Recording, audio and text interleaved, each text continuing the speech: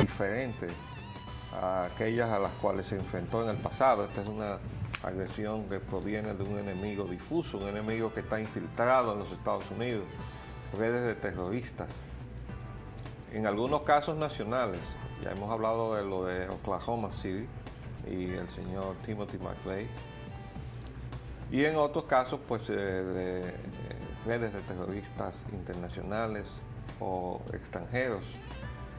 Por cierto que ahora surge por ahí en alguna forma tangencial la muy conocida cabeza de uno de los terroristas más famosos que ha tenido la humanidad, que se llama el Chacal, preso en Francia, cumpliendo una condena de por vida. Y él da una declaración y dice que él participó después de la guerra del Golfo Pérsico de una reunión en donde se ponderó la posibilidad de agredir a los Estados Unidos exactamente en la forma en que lo ha sido. Todo eso entonces está apuntando en la dirección de que la inteligencia, es decir, toda la suma de los recursos de inteligencia del gobierno de los Estados Unidos, más los mecanismos y entidades y agencias de seguridad, han fallado lamentablemente, porque hasta en las películas veía uno la posibilidad, la insinuación de los riesgos que estaba corriendo los Estados Unidos. De modo que eso hay. Por otro lado, quería comentar sobre la economía mundial y los rejuegos bursátiles. Hay un artículo en el periódico Listín Diario hoy que se llama "La eficacia de intervenir la bolsa". Y la referencia que hace este artículo es cómo los gobiernos intervienen en las bolsas de valores. Fíjense que se supone que todo se deja al juego de la oferta y la demanda de las fuerzas privadas. Es decir, que esa es la economía de la cual se habla y se nos vende la idea de que ahí entran en juego libremente la oferta y la demanda, sin ningún tipo de condicionamiento. Pero eso no es verdad. Y el propio artículo reconoce cómo los gobiernos intervienen, sobre todo para defender sus monedas o las monedas de otros, como en el caso de los Estados Unidos, que tiene una moneda que es universal.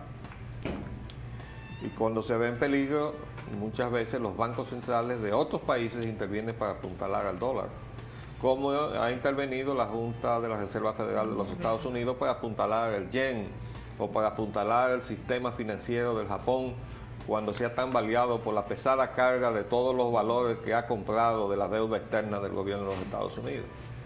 De modo que hay una interacción muy grande, pero el punto que me resultó más interesante fue la mención de algo que conocemos, pero que no es muy conocido tampoco del gran público, y es la intervención de las propias entidades que colocan acciones en las bolsas de valores. Es decir, las empresas colocan acciones en las bolsas de valores y con eso recogen dinero para no tener que ir a los bancos a tomar empréstito. Entonces suscriben emisiones con las cuales captan recursos con que abordar sus planes de ampliación, etcétera, o de renovación. Pero cuando el rejuego de la bolsa, porque dicho sea de paso, eso le permite grandes ganancias a esas compañías cuando tienen esos recursos en la mano, pero hay otros que permanecen con esas acciones, siguen jugando en la bolsa y entonces hacen fortuna independientemente de lo que suceda con esta compañía. A veces el juego de la bolsa es positivo mientras las empresas están perdiendo dinero, cosa que una persona normal y corriente podría decir, no entiendo cómo puede ser posible. Pero bueno, esas son las cosas de las bolsas de valores que además se han globalizado. El punto interesante es que siempre las empresas van a las bolsas a vender acciones. Pues bien, las empresas también pueden ir a las bolsas a comprar sus propias acciones cuando éstas comienzan a declinar, de modo de crear una falsa demanda de sus propias empresas, cuando en realidad lo que hay es que no hay mercado, no hay demanda y el valor de sus acciones corre el riesgo de caer o desplomarse verticalmente. Entonces, todo eso está indicando y nos está diciendo que el juego de la bolsa de valores es un juego totalmente artificial, en donde casi siempre el que pierde el dinero es el incauto que va de buena fe a meter su dinero ahí, porque los grandes jugadores de la bolsa son gente muy calculadora que manipulan y tienen el respaldo de toda la influencia de sus mecanismos para saber lo que están haciendo.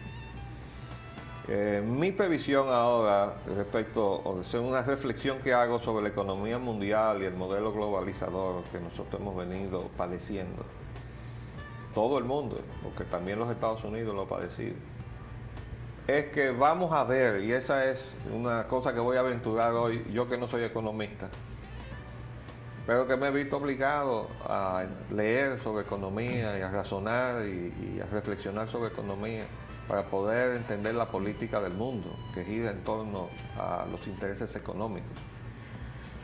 Mi previsión es que vamos a ver una ruptura del modelo ese de la globalización.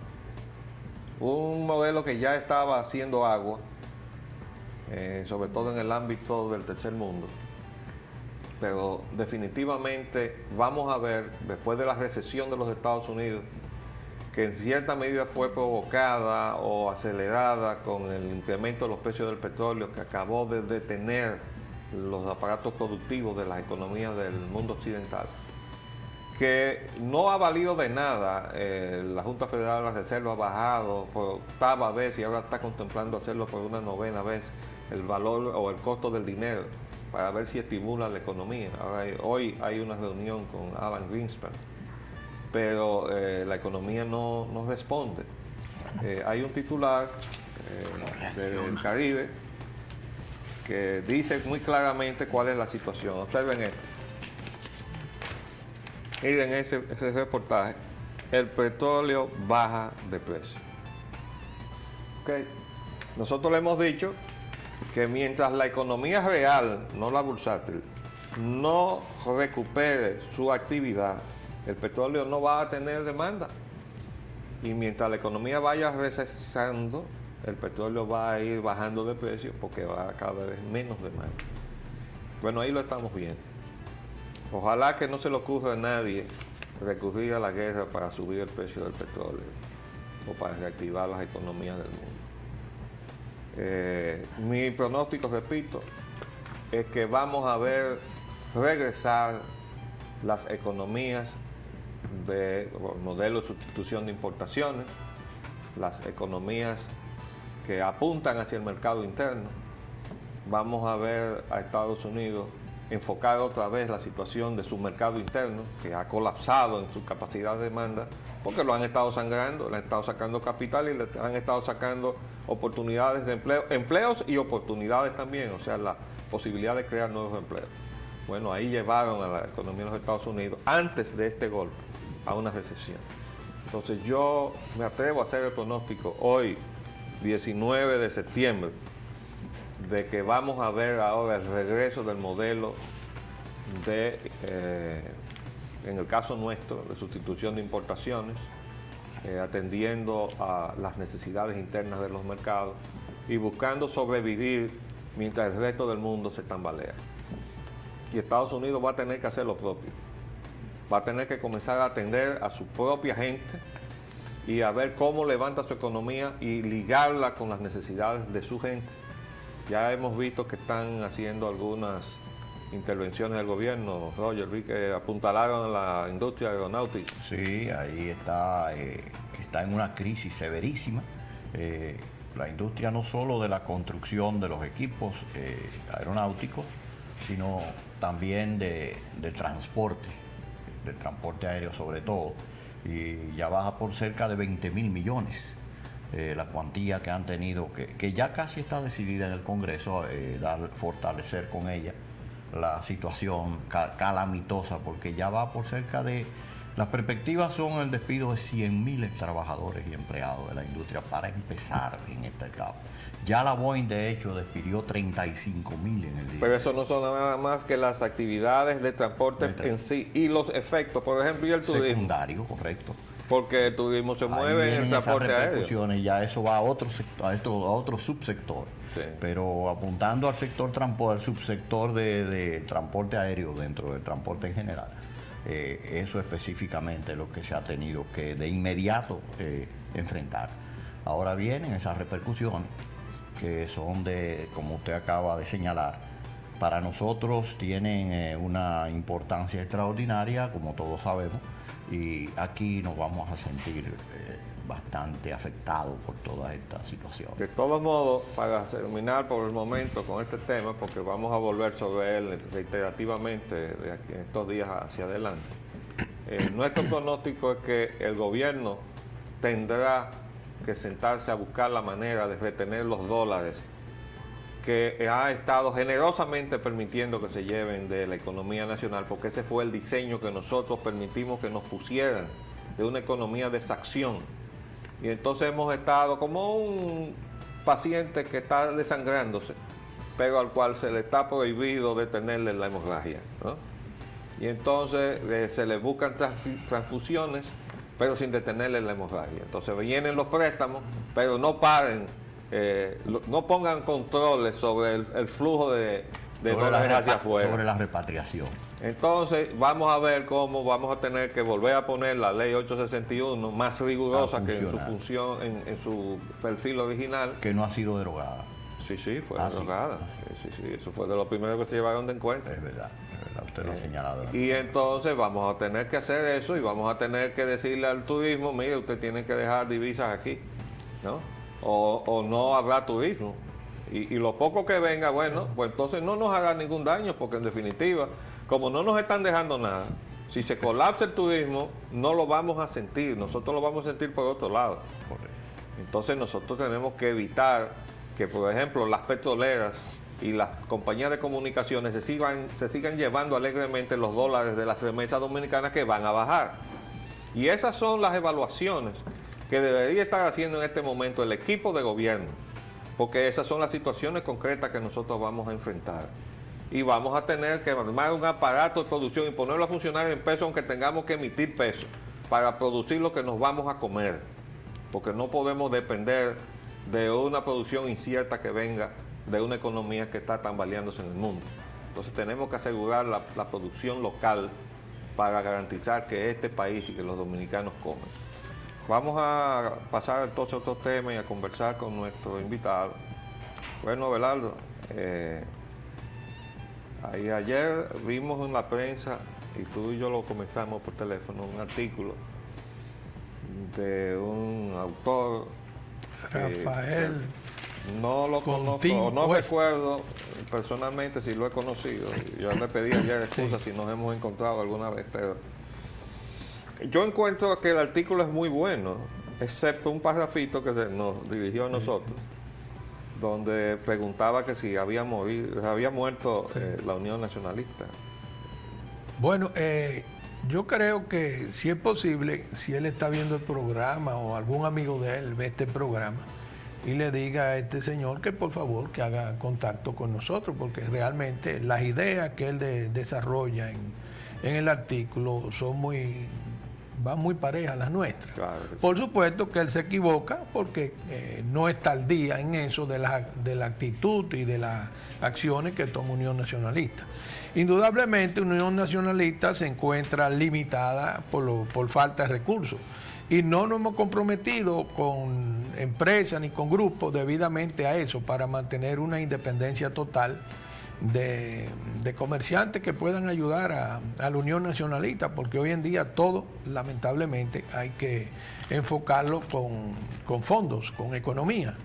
Se necesita dinero para todo y Unión Nacionalista es el esfuerzo de un grupo de dominicanos que están luchando hace muchísimo tiempo sin bajar la guardia contra esta penetración masiva de haitianos y agresiva. Y nos hemos enfrentado también a otras cosas. Y nos hemos enfrentado a otras cosas. Lo que pasa es que uno no vive hablando de eso, como la mayoría de los políticos, que lo que hacen es hablar muchísimo disparate y utilizando las palabras y repitiendo las palabras de los mismos políticos, ¿no? Y que todo se arregla entre ellos. Por ejemplo, a mí me da mucha pena. Inclusive, ojalá que alguien llevara esta sugerencia al señor presidente de la República, porque uno oye los programas y ve las quejas de la gente. Estamos en un momento en que la República Dominicana está pasando por graves problemas de toda índole, ¿no? Y entonces él no gana nada con ofender gratuitamente, con decir cosas que no vienen al caso. Yo traje este periódico porque a mí me llamó mucho la atención en unas declaraciones que hizo el señor Hipólito Mejía. El otro día dijo que cuando se estaba hablando de elección de los jueces, un día dijo que eso sí, que eso era una cuestión transparente, una cuestión que sí se iba a hacer limpiamente, cristalino y tal. Y al día siguiente él dice que había un arreglo con Balaguer y que él fue, como se dice, a darle la boca a Balaguer para complacer al doctor Balaguer y llevar al señor Romero Confesor como juez de la Suprema Corte. Perdona que te interrumpa, hay un detalle interesante que yo quiero recordar, y es que él dijo, el presidente, que entre los jueces muertos había 2 reformistas. Sí. Y que entonces era lógico que se le permitiera reponer lo que habían perdido. Y eso viene muy al caso porque el actual presidente de la Suprema Corte de Justicia se ha llenado la boca hablando de la politicidad de la Suprema Corte de Justicia, y yo quisiera saber de qué apoliticidad está él hablando cuando la Suprema Corte, esa Suprema Corte que él preside y que pretende presidir de manera vitalicia, a partir de un ejercicio vitalicio que lo niega la propia Constitución de la República, de la cual incluso se ha producido un delito de falsedad de escritura pública, como es la de modificar el texto aprobado realmente en la Asamblea Revisora, que le suprimieron una frasecita que decía incluyendo los jueces. Entonces han creado, se ha formado un staff ahí de jueces, y esos jueces salieron de componendas políticas. Por supuesto, pero él había dicho que no, que eso no se iba a hacer bajo ninguna... Pero yo estoy hablando de la primera componenda. Sí, de la primera componenda, ellos, pero ¿no? Después salió la otra y siempre ha habido componendas. Y eso es muy lamentable para el país, porque aquí no estamos hablando directamente a la persona de Hipólito Mejía, estamos hablando del señor presidente de la República, que un error de un gobierno, una mala política gubernamental afecta a todos los dominicanos. El señor Hipólito Mejía dentro de 3 años sale para su casa y viene otro presidente. Los que no vivimos de los fondos públicos, ni queremos cargos públicos, ni andamos detrás de ningún político para beneficiarnos, lo que queremos es el beneficio de la mayoría del país, y no que un grupito de asaltantes cada 4 años lleguen al poder a hacerse ricos en contra de la miseria del pueblo dominicano. ¿Sabes que el presidente tuvo frases muy duras con respecto a lo que se llama la sociedad civil? Y yo creo que tiene razón. O sea, hay un grupo que está organizado en unas entelequias llamadas ONGs, sí, casi todas financiadas con dinero del exterior, lo cual las convierte en agentes extranjeros, de acuerdo a la ley 4701 que está vigente de la República Dominicana. Y entonces él dijo, bueno, pues a esa gente que quieren estar opinando e incidiendo y decidiendo en cuestiones que son del ámbito institucional y constitucional y todo eso, que se organicen como partidos políticos para que tengan entonces oportunidad, creo que de ir al poder o algo así, comentó él. Bueno, en realidad es lo que estaba diciendo, estos señores están interviniendo en política. Y es cierto. Es decir, nos han montado un aparataje financiado desde el exterior que vive opinando sobre cuestiones de suma importancia para el país, como si aquello fuera ingenuo, ¿no? Como si fueran verdaderos aportes hechos a la institucionalidad, cuando es la voz extranjera disfrazada con interlocutores dominicanos. Pero él generaliza y ahí es donde él falla. Sí. Porque entonces él extiende esa acusación a todo el mundo, sí, nos arrastra a nosotros. Sí. Que precisamente, no lo puede señalar, que precisamente hemos combatido esas organizaciones. Sí. Ahora el presidente, en vez de utilizar los recursos legales contra esas asociaciones, porque hay una ley que dice que deben declararse agentes internacionales de otros estados y registrarse. Entonces, si él tiene eso en la mano, ¿por qué caer? Y ahí es que yo entro, porque si algún grupo ha tenido enfrentamiento con lo que él ha señalado de esa parte de ciudadanos, de grupo de la sociedad civil, ha sido la Unión Nacionalista.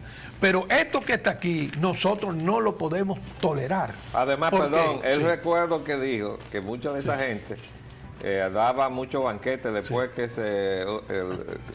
surgía el ganador de pero es que él tiene toda la razón. Sí, y es verdad que hay mucha gente que eran grandes oportunistas esa gente y que se acomodaban en todos los gobiernos, pero él lo tolera. Sí. Porque el primer oportunista de ese grupo se llama Andy Dawager. Sí. Y sin embargo, él de una vez Su más cercano asesor. su más cercano asesor. Entonces, ¿cómo es posible eso? Además, hay otro asunto aquí que yo creo que, y miren que yo no tengo ninguna vinculación ni con el trujillismo ni con el balaguerismo, pero en esto que salió aquí, Mejía revela oficinas jurídicas cabildeaban jueces a la Suprema. Entonces él dice, asegura que la mayoría de los dirigentes de los grupos de la sociedad civil son hijos y nietos de balagueristas y trujillistas. Entonces la gente se les ríe en la cara al señor presidente. No, pero tú Porque, sabes, espérate, perdóname, no, pues, escúchame, porque quizás es que Hipólito ha perdido la memoria de cosas que él No, mismo no, ha dicho. no. Él ha Sí. dicho que su padre era un trujillista Sí.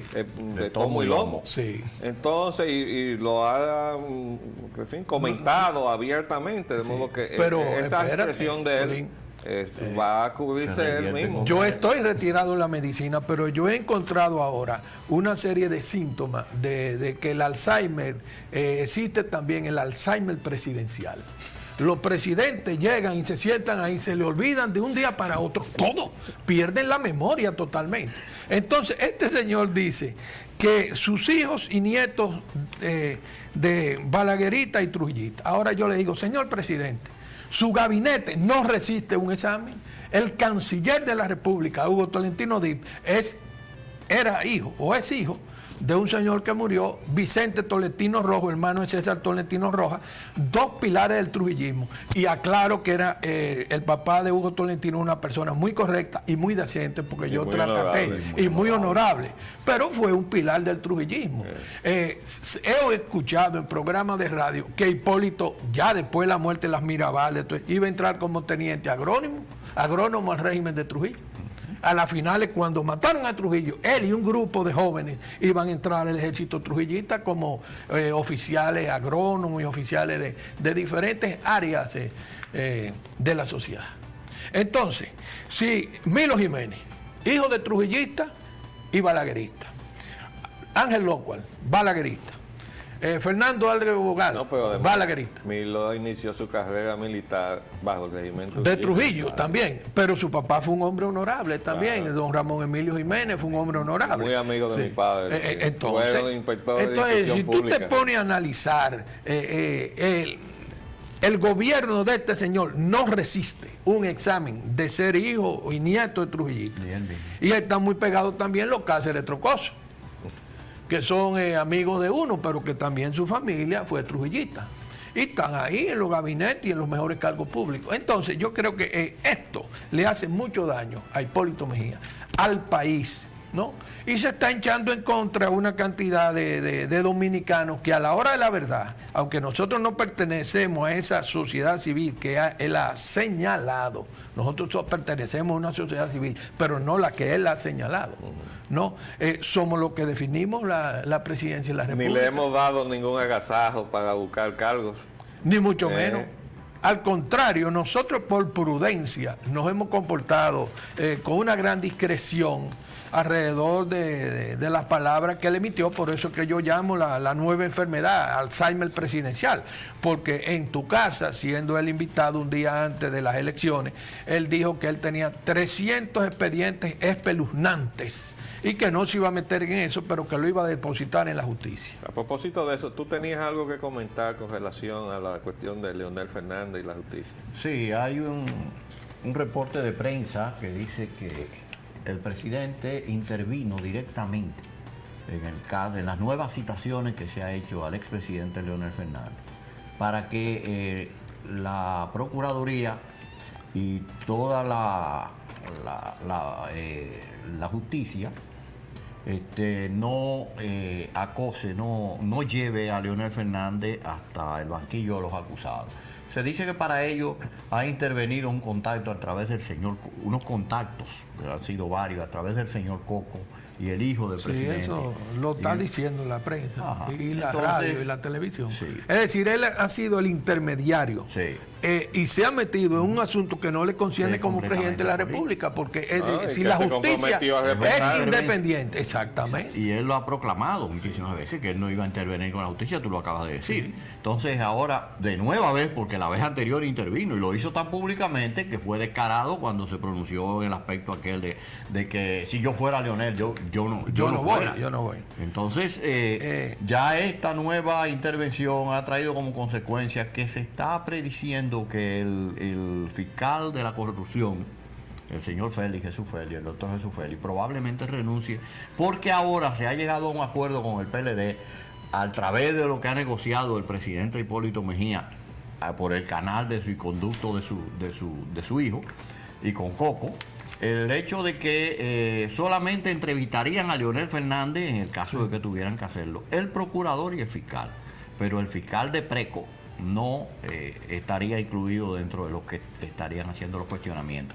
Esto lo margina totalmente. Lo curioso de todo Marginal. esto es que el primero que descalifica a esa entidad que se ha creado, que se llama el asistente del Procurador General de la República, encargado del Departamento de Prevención de la Corrupción, fue una hechura de Leonel Fernández. Y entonces Leonel Fernández lo descalifica y dice que no tiene facultad de nada. Pero bueno, entonces usted que es jurista creó un disparate. Bueno, para empezar. ¿Verdad? Entonces, esas son de las cosas que nosotros tenemos que tener presentes. Vamos a hacer un paréntesis y volvemos después de cumplir un compromiso comercial.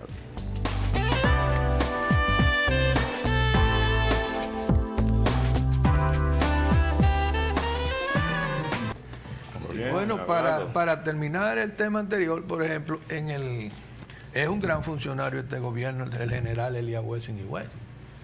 Y el general Elías Wessing y Wessing fue el primer golpista que tumbó el primer gobierno del PRD. Pues una cosa que, ¿cómo usted, señor presidente, se pone a decir? Ahora, yo le voy a decir otra cosa, señor presidente. Nadie tiene la culpa de ser hijo de un balaguerista o de un trujillista, porque cada quien tiene su conducta en la vida. Muchas veces hay mujeres que son muy honorables, que han sido hijas de prostitutas y así por el estilo. Ahora, lo que es inconcebible, señor presidente, es que usted haga estas declaraciones y después vaya donde un señor con 95 años, invidente, a darle la boca y a negociar con él. Eso es imperdonable, yo se lo digo con el corazón en la mano, porque es que esto hay que pararlo, señor presidente. Usted no puede estar ofendiendo a diestra y a siniestra de esa forma una sociedad dominicana Pero que es que además, de superarse. Abelardo, Y usted tiene que ir allá a negociar donde ese señor que usted denuncia como que ha sido un hombre malísimo para la República Dominicana, y en eso yo estoy de acuerdo con usted, señor presidente, ¿no? Pero entonces no venga a decir que los hijos de los trujillistas, que yo no soy ni hijo de trujillista ni de balaguerista, pero respete también esta sociedad, porque pero si usted dijo que era hijo de un gran trujillista, entonces diga, nosotros los hijos de los trujillistas o de los balagueristas, entonces ya está bien, la cosa pasa. Y yo debo decir que yo soy hijo de trujillista. Bueno. Mi padre fue militar, médico militar, mi madre fue diputada. Y al igual que la familia de ¿Cómo Tolentino Dipe, cómo lo fue muchísima gente que en de este Tolentino Dipe, que gente decente, Porque hay que decir honorable. una cosa, ¿Pero qué pasa? la historia de este país no se puede escribir en blanco y negro. En primer lugar, porque la gente que sucedió al régimen de Trujillo tampoco pasaba el examen. O sea, eran todos trujillistas. Pues lógico, Entonces, vamos a hablar de Ex-trujillismo. No, hombre, no, es que eso- y además tú mencionaste allí hace un ratito unos apellidos de los que están ahora metidos dentro del PRD, pero que estaban subidos en la carroza de Angelito. Pero también. por supuesto, Entonces- estamos hablando de Ramoncito Corazón, Bueno, con un corazón Lo- grande. lo Es que- que tu historia aparte. pero lo si que yo te estamos puedo asegurar es tocando una el cosa. Tú no vas a encontrar ninguna fotografía de Polín Espallá disfrazado de mojiganga y No, subido en una no. carroza de esas. No, Ni no. tampoco fiestando con la familia Trujillo. Ni andaba con Pero Angelito esa arriba, gente abajo. están todos encaramados ahí. todos ¿verdad? están ahí Entonces gaviados. vamos a separar porque es Sí. un problema de conducta. Sí. Y aquí hay trujillistas que fueron serios. Y que fueron sí. gente honorable Y siguen dentro siendo de la honorables. situación de ser Exactamente, trujillista. exactamente. Pero hay gente que fueron antitrujillistas y llegaron a este país y se convirtieron en unos bandidos. Exactamente. Entonces ese es el problema. Aquí Ese no es se el puede hablar a la ligera. Gratuitamente. Y no se puede denotar como tú dices. Ahora déjame decir algo. Yo quiero repetir que por favor traten de leer el artículo del señor Contini. Es un excelente artículo. Sí, muy la bueno. única parte que Muy nosotros completo. encontramos Sí. incluso inconsistente. Vamos a Cuando decir, él menciona sí, la parte de Unión Nacional. falta de información, vamos a creemos llamar que él así. no está informado. Ahora bien, dice él aquí, en la capital hay más de 200.000 haitianos por la frecuencia en que son vistos en las calles. Yo creo que se queda corto. Oh, pero muy corto. La primera medida que debió tomar el Consejo de Estado que sucedió al área de Trujillo debió ser la mecanización del corte de la caña para impedir el mayor flujo de ilegales haitianos hacia el país. Yo quiero decir que siendo yo secretario técnico de la presidencia, se dieron los pasos para hacer esa mecanización. Y Pringamosa está tratando de llevar a cabo eso. Dice el doctor Tolentino Dip que vienen a trabajar en la construcción y la agricultura, cortar cañas, recoger café y cacao. Salga del aire acondicionado de ese ministerio, le dice él a Tolentino. Camine las calles como hace el que suscribe y comprobará como decenas se dedican a las labores de venta de chuchería, frío, helados, dulces, fritura, venta de ropa, serenos en negocios y residencias y hasta en el transporte de pasajeros. Yo agrego, y también están metidos en la policía y en las Fuerzas Armadas. Tantos hay en el país que se habla en español y el dialecto creol o patuá. Eso le dice el señor. Pero yo le quiero Cuesta. añadir algo al señor canciller, a Hugo Tolentino Dip. Señor canciller, ¿qué le está pasando a usted? ¿Cómo es posible que usted haya hecho unas declaraciones públicas diciendo que la República Dominicana no iba a mendigar el voto haitiano? A raíz de la silla en el Consejo de Seguridad de las Naciones Unidas. Eso lo dijo hace como 8 o 10 días. Yo iba a venir al programa, pero por razones no pude venir, pero ahora lo voy a decir. Señor canciller, todo el mundo sabe aquí, inclusive la mayoría de los funcionarios de la Cancillería, porque algunos de ellos me tocaron el tema, de que Haití condicionaba el voto hacia la República Dominicana si le daban la nacionalidad a los hijos de haitianos. Entonces, ¿por qué usted, señor canciller, no dice, los haitianos no hacen esta proposición indigna que la República Dominicana bajo ninguna circunstancia puede aceptar? Nos exigen que ellos nos dan el voto siempre y cuando le reconozcamos los hijos de haitianos que viven en la República Dominicana de forma ilegal. Entonces usted se gana, vamos a decir, un respaldo de la población y el mismo gobierno se gana un respaldo. Pero no se haga con el cuento de que no vamos a mendigarle a los haitianos que nos den o no nos den el voto. Pero que da pena la conducta y cómo se está comportando Hugo Tolentino. A mí me da pena, sinceramente. Y hay alguno, excúsame, hay o todavía un poquito más que eso, hay algo que toca más la dignidad nacional, porque eso cae dentro del plano de la diplomacia internacional, que se juega unos jueguitos un poquito sucios, etcétera, ¿no? Pero hay algo más. Resulta que cuando se secuestró aquel, ¿cómo se llama? Dueño de finca, que... Moya. Sí, Moya, Miguel Moya. Ajá, que... los secuestradores pasaron una parte de ellos, sobre todo el cabecilla. Que están con su en esposa. Haití, dicen que están detenidos. Detenidos en Haití. Ahora resulta que se plantea y parece Un ser canje obvio de así. prisioneros, a lo mejor no. Un canje. Entréguenos los militares haitianos que le vamos a entregar. Ajá. Que le vamos a entregar. Exacto, Entonces, la República Dominicana, encabezada Es un las cambalache. relaciones exteriores con el canciller Hugo Tolentino Díaz y con el presidente Hipólito Mejía, nos dice, o ustedes nos entregan, porque si es con chantaje, vamos con chantaje. No, porque fue un delito O vamos común con aquel, acción. que No, fue un digo, delito común. o vamos con acción. Ustedes nos entregan a esa gente o mañana faltarán camiones en la República Dominicana para sacar haitianos ilegales de la República Dominicana. Porque si esto es con pantalones y con chantaje, bueno, vamos a utilizar nuestros pantalones y nuestro chantaje, porque los dominicanos no nos pudieron, a nosotros los dominicanos, a nuestros antepasados, los haitianos, no, a nosotros los dominicanos, a nuestros antepasados, no nos pudieron dominar cuando éramos una minoría. Ahora que más o menos estamos en el ring, que somos en cuanto a cantidad de ciudadanos, peso pesado los dos, mucho menos, pero me dijo un día un amigo mío que se graduó de médico conmigo, el doctor Valle, Cosme Valle, me dijo, lo que no hicieron con la espada lo están haciendo con el semen. Y es verdad. Vienen aquí, ahí este mismo señor Cuesta denuncia con Tim Cuesta que aquí hay presupuesto para que las haitianas vengan a dar a luz a la República Dominicana. Y hay presupuestos en los hospitales y sacan a las dominicanas para que puedan atenderse a las haitianas ilegales, que vienen exclusivamente a parir a la República Dominicana. No, y cuando nosotros nos defendemos de eso, nos dicen que somos unos racistas. Que lo digan, que lo digan. No, pero no nos importa. Pero sí. además hay que desmontar ese Sí. chantaje, porque no es verdad que somos racistas. Y lo prueban las estadísticas que yo he mostrado aquí más de una vez, Sí. de una organización internacional de los Estados Unidos, que es la IFES, que dice en su estadística que nosotros somos un 73% mezclados. Y si somos un 73% mezclados, o sea, mulatos, es porque nosotros no tenemos prejuicios raciales. Por supuesto. Pero dice aquí, en la estadística de Haití, que Haití es un 95% negro. Puro. Entonces, ¿qué quiere decir eso? Que no se han mezclado. Sí, que ¿Y no por se qué? Porque Haití formó la primera república negra. Y la primera constitución que se le impedía La a una primera república persona negra que no con fuera mucho de esa orgullo etnia. de Sí. su etnia. Pero eso racista. implica Pero que racista. ese es Pero un racista. prejuicio racial. Sí. Y además su constitución prohibía ser presidente en Haití. Hasta el otro día, Sí.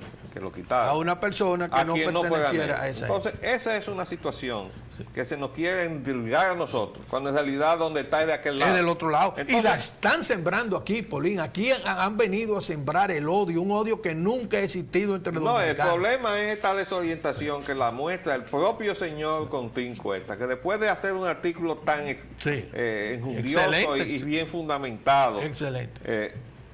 se le pierde la perspectiva de la realidad cuando menciona que Unión Nacionalista solamente sirvió para plegarse a la campaña Ya eso racista tú lo y explicaste discriminatoria. muy bien Entonces, ayer. eso indica que él está desorientado. Completamente. Y él mismo cae en una contradicción sobre él mismo. completamente, Entonces, completamente. eso es lo que hay. Nosotros tenemos que desmontar eso. Sí. Y nos da mucha pena tener que tocar la memoria de José Francisco Peña Gómez, que está muerto. Pero la verdad tiene que ser dicha. Y si esta verdad surge de una situación como la que está mostrando el señor Contín Cuesta, que está confundido totalmente del por qué Unión Nacionalista adversó a José Francisco Peña Gómez en su pretensión de ser presidente de la República. Sencillamente porque, No fue por su color. porque había sido tomado como ariete o instrumento para destruir y demoler la frontera dominicana. Correcto. Entonces estemos claros. Y no es por su color. Si él hubiera sido por su color, en primer lugar, él estudió durante el régimen de Trujillo. Sí. Fue maestro en Yaguate durante el régimen de Trujillo. Y Trujillista Hizo también. discursos de Loa A Trujillo y a Balaguer. Entonces, de ahí hace cursos en la Universidad de Santo Domingo y se gradúa en la Universidad de Santo Domingo. ¿Alguien lo discriminó en algún momento? Ni siquiera en el régimen de Trujillo. Entonces, ¿cómo se puede acusar? Eso es una infamia decirle a los dominicanos que somos racistas, hombre. Por supuesto, pero ahí participan un grupo de sinvergüenzas que dicen que son dominicanos. No, y que dice que son PRDistas, no son PRDistas nada. Otro reclamo que yo le quiero hacer al canciller es cómo él nombra jefe de una misión a una persona que tiene una ONG, un señor apellido Silier. Sí. Eso lo comentamos. Para irnos a representar en el África, en la reunión de las Naciones un Unidas. hombre que es pro haitiano No, y pero que que ha tiene- hecho tiene la misión, demostraciones óyeme. y declaraciones públicas en contra de la Pero- República Dominicana y a favor de la Pero fusión. tiene la representación de una entidad extranjera con sede en México, que la misión que tiene aquí es contribuir a la fusión. Flaxo. Eso es Por su Flaxo, es Flaxo. lo que él le representa a Sí, Flaxo. él Está aquí representa. para eso. Sí, Entonces, correcto. a Entonces, ese que a cogen ese que manda. para mandar a Sí. presidir la misión oficial dominicana. Sí, le voy a decir otra cosa al señor canciller. Esos actos están muy cuestionados en los funcionarios públicos que desempeñan cargo en la Cancillería Dominicana. No, de mi boca no va a salir ningún nombre porque yo soy un hombre discreto hasta la muerte.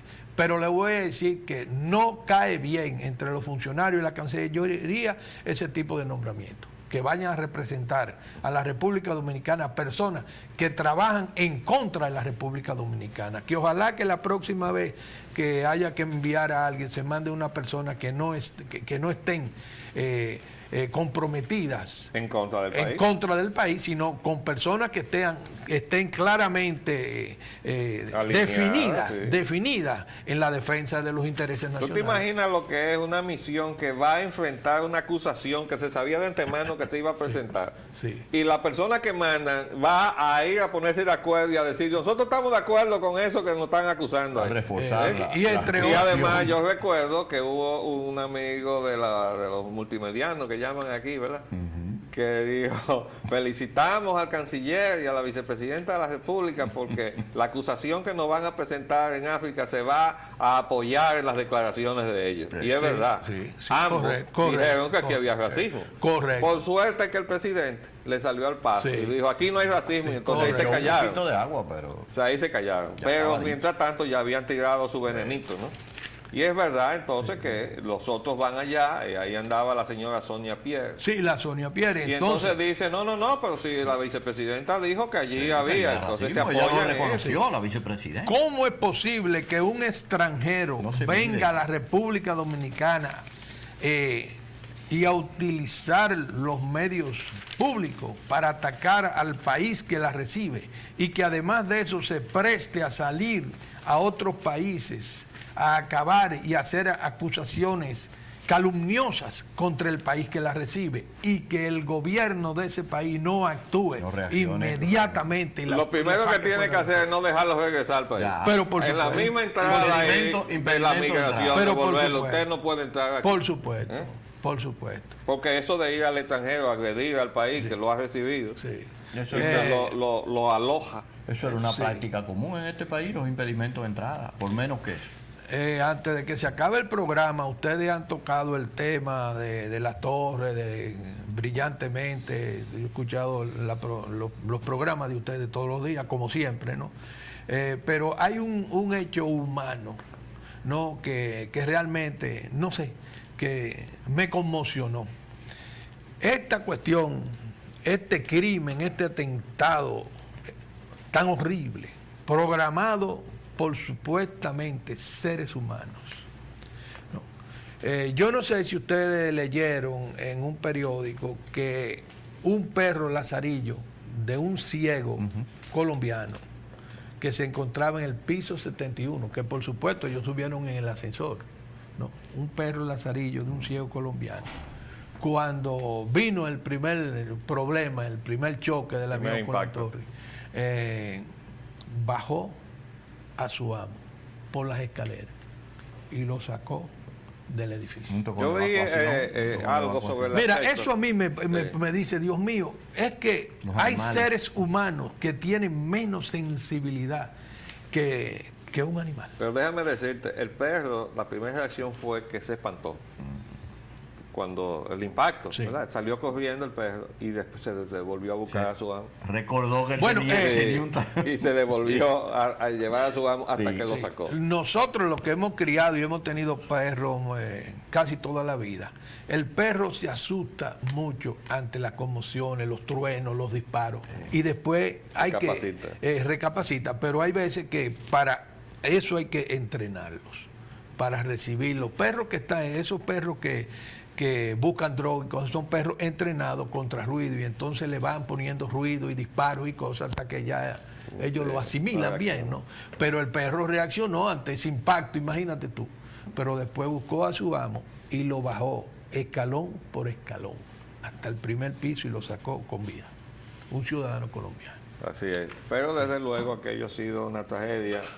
Uno supone que el diseño de ese atentado terrible, horrible, perseguía distintas finalidades. Una de ellas crear un impacto, un trauma Una conmoción. en la sociedad Sí, sí. norteamericana. Crearle, en primer lugar, un sentido de inseguridad.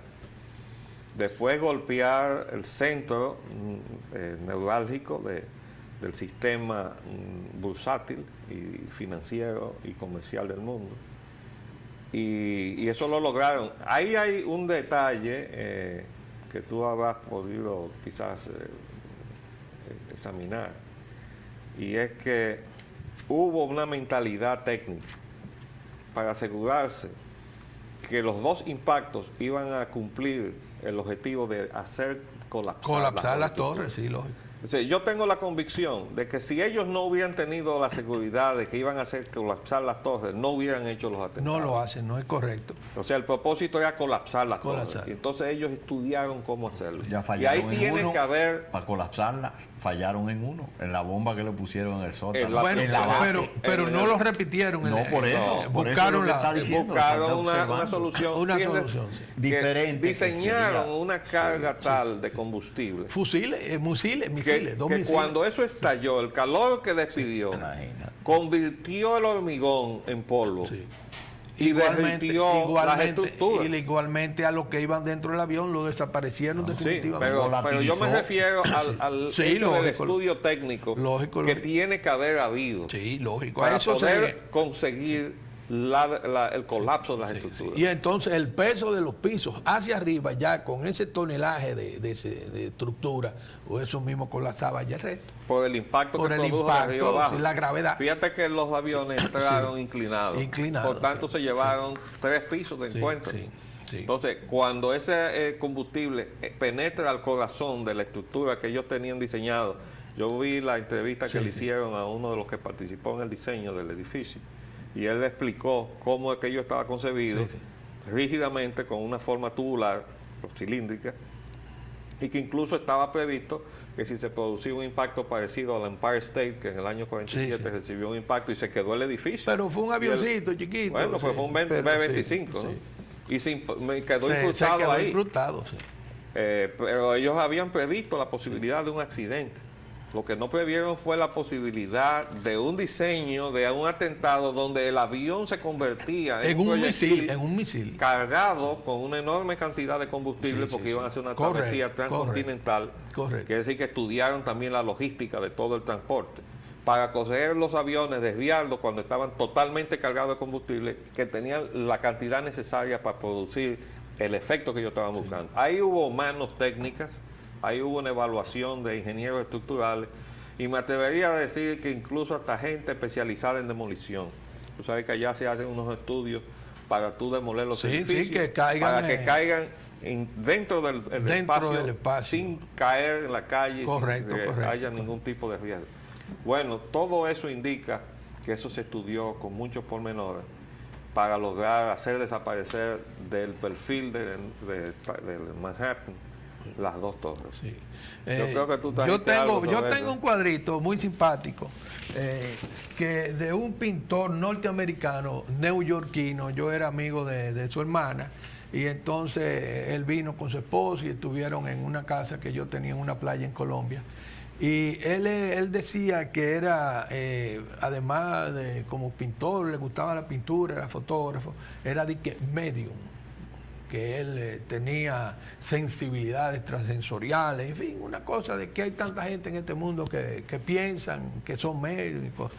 En todo caso, él hizo un cuadro en la cual llamó el hundimiento de Nueva York. Está aquí, lo vamos a mostrar. Entonces, este cuadro, como ustedes verán, ahí está la Estatua de la Libertad, Sumergida, sumergida en agua. El Hudson. Esto se hizo en el 1976. Las dos torres, yo Se te terminaron consulté en el ayer, 73. se terminaron en el 73. Sin Pero embargo, ahí no se ve. fíjense una cosa, las dos torres no están aquí. ¿Por qué este señor no pintó las torres?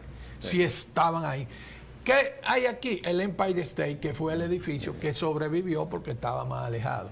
Entonces aquí vemos la gente huyendo como en una balsa, el hundimiento, y aquí una serie delante como de escombros, hasta Sí. cierto punto se podría pensar. O sea que él estaba previendo Sí, y que él me dijo que ellos se iban de Nueva York porque en Nueva York iba a suceder una gran catástrofe. Sí. Duró bastante tiempo, del 76 hasta la fecha de hoy, pero la Sin embargo, catástrofe lamentablemente dice el Chacal vino. que ese atentado se había planificado hace mucho. Parece que sí, parece que 20 sí. años. Bueno, se nos terminó el tiempo. Nos despedimos de ustedes, nuestros amables televidentes y radio oyentes. Hemos tenido como invitado hoy al doctor Abelardo Piñeiro, de modo que volveremos mañana, Dios mediante, con otra edición de su programa Agenda Nacional. Les habló Leopoldo Espaillat Benítez. Y Roger Ogano. Y gracias por la invitación.